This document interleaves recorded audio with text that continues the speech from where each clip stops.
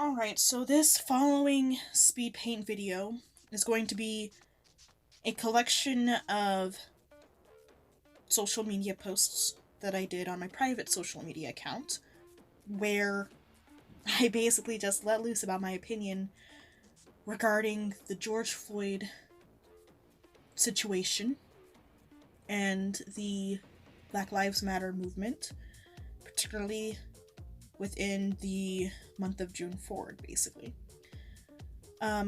This may end up being the start of an ongoing series because I still haven't shut up about this stuff, and I still see stuff that I want to talk about. I'm doing it this way right now because if you've seen my last video, my update video, you'll know I've been having some health issues right now, so I can't put as much time as I normally would, and I can't do this the way I normally would want to. So this first post here is on May 29th. And on May 29th, I had been seeing just all day, articles going on and on and on about the riots going on since George Floyd's death. And I finally had built up enough rage that it knocked me out of the dissociative state that I was in after watching a part of that video. I've never finished that video because I couldn't. Because I knew how it would end. Once he stopped responding, I couldn't watch beyond the first couple minutes. I couldn't do it. Maybe that makes me weak, but there you go. So, here is my May 29th post. I am honestly so sick of hearing all this talk about looting. Let's stop talking about how the anger is justified and start talking about how the media is leading their headlines with looting and rioting and lumping it in with the protests, despite the fact that the perpetrators are separate groups taking advantage of the climate and the crowds. Let's start talking about why riots come up in any POC-related protest versus non-POC facing protests. POC meaning people of color, if you didn't know. In my opinion, this is a direct result of decades of white news outlets only reporting on protests properly after violence began, not in solidarity, but to silence POC voices and paint a violent picture on Black communities especially. Every article I went through when the riots were first reported had them as their headline, yet spoke of at least 4 other completely peaceful groups and their nonviolent actions. Groups that, for the most part, had larger numbers than the rioters. That has been the trend for as long as I can remember when these situations come up. Every time, POC voices saying, "Not all protesters," are drowned out by the cry of, "Not all white men, not all white people, not all men, not all." And that is a very crappy double standard, which the media very purposefully maintains and generates, because sensationalism sells. At this point, I want there to be a new cry. No protesters rioted. Because here's the other thing about this. Every one of those articles that mention protesters nearby to the riots also mention people involved in the protests trying to stop the rioters. They are separate groups of people with separate mindsets and should be treated as such. Us talking about if protesters are in the moral right to riot does nothing but encourage news outlets to continue reporting on these issues with racial bias and misleading headlines. Protests did not turn into rioting. Rioting shut down those peaceful protests. Now, a couple of days later, on May 31st, I made the decision to be more open about my health issues and relate it to what was going on. Until then, I had made vague mentions similar to my Twitter and my Instagram of, I hate my health right now, basically. But here's what I said on May 31st. So I know this has already been said 10,000 times, but I just want to add this in because I keep thinking it and I need to get it off my chest. Since the end of March, I have been having breathing issues with an unknown cause. Lots of tests done, nothing come from them to point to a fixable source so far. When I first showed up to urgent care saying, "Hey, I can't breathe real well," their response was not, "Oh, but you can basically talk so you're fine." Even though they didn't know the cause, they immediately issued an inhaler in hopes that it would help. Taking it away from me, one of the steps for any first aid response to choking is to ask, "Can you breathe?" And if they say no in any fashion, you help them.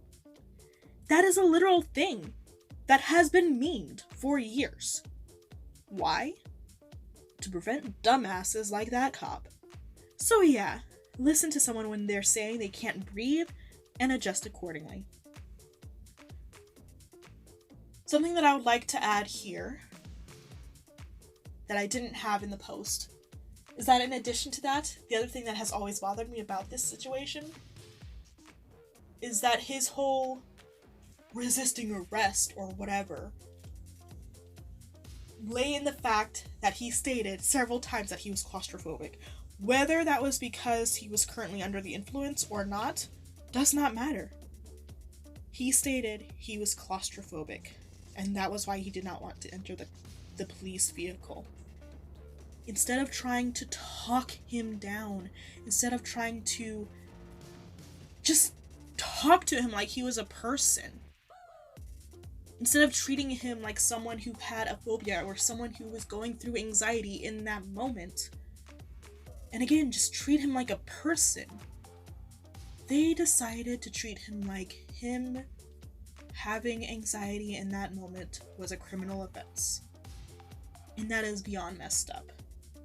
And it is a common thing for any type of health professional. And it sucks. I have several more of these. This will certainly not be the last video for this. Because like I said, I still haven't fully shut up about it, honestly. So yeah, I will definitely be making more.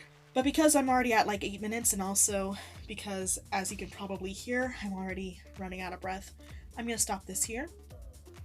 So with this particular series, with the subjects of the series, I am going to include art that features just people of color in general. Sometimes it will be me trying to capture an actual person. Sometimes it will be more along the lines of a Instagram photo, you know, inspiring the whatever I create, basically. These speed paints on my Instagram will always have the Instagram post that was the inspiration attached to it, I've decided. If I end up deciding to take down that piece of art for whatever reason, like if someone decides that they don't feel comfortable with their face being attached to my art or to in any way really because of these videos, I am more than happy to go ahead and remove it and replace it with something else. That's not a problem. Just let me know if you are the face of it, basically. Of course, I will ask for further proof as necessary, but feel free to reach out to me if you don't feel comfortable with me publicly acknowledging that, you know, hey, this face here, this person here, they are the ones who inspired this particular piece of art. My first one here is going to be the first one within this particular series. Honestly, most of this is going to be, in the beginning at least, it's going to be Black people specifically. So the particular piece that I did for this, I just, after a month of just feeling so angry and hopeless and just frustrated, I just wanted something that felt beautiful, basically. So this is what I created. Put in some yellowish flowers because yellow pops on black skin, y'all. On any brown skin, really, but especially on black and darker skin. For sure. This one is not meant to be a perfect representation of the person that inspired this piece. It's more along the lines of taking some elements and things like that, like the general face shape, the general lip shape, and things like that, and kind of molding it all together to form this face. Definitely the hairstyle as well was obviously inspired by the original model, I guess, but it's not meant to be realistic, so please don't come at me about how it doesn't even look like her. I'm aware of that. It's not meant to, honestly, not 100% at least. If it was, I would have spent a lot more time on it. And it would have been definitely come out completely different. And for starters, the eyes wouldn't be so big, just pointing that out. But yeah, I hope that you guys have an amazing rest of your day. Keep safe, and don't be a dickhead. Bye.